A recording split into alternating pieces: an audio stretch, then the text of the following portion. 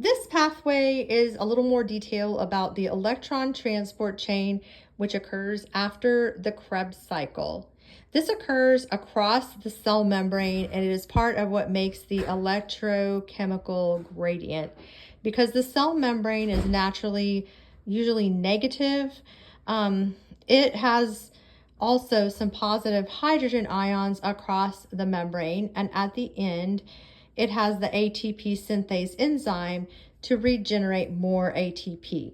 This is called oxidative phosphorylation, and this here, oxidative phosphorylation, produces the most ATP overall because it includes the electron transport chain, which yields 3 ATP per NADH and 2 ATP per FADH. So when oxygen is available, the total of this, including this oxidative phosphorylation regeneration here, is about 36 ATP.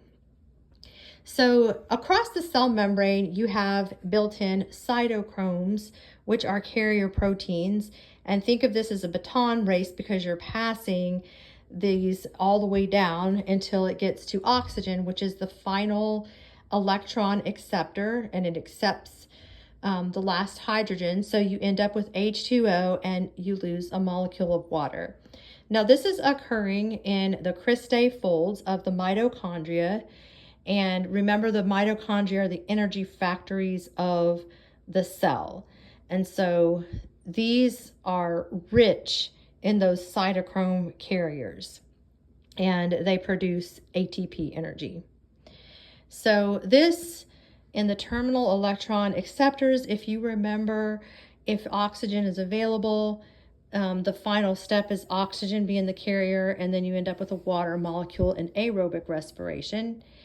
If oxygen is not available, some other compound takes that last oxygen and you end up with anaerobic respiration, and that yield is just about 2 ATP. And the same with fermentation. At the end, you end up with something else like carbon dioxide and ethanol, lactic acid, or this is hydrosulfuric acid, which is actually what gives you gas in your stomach with bacteria breaking stuff down. But this is the 3 outcomes of the electron transport chain. And the 4th outcome is oxidative phosphorylation, where you get the most ATP.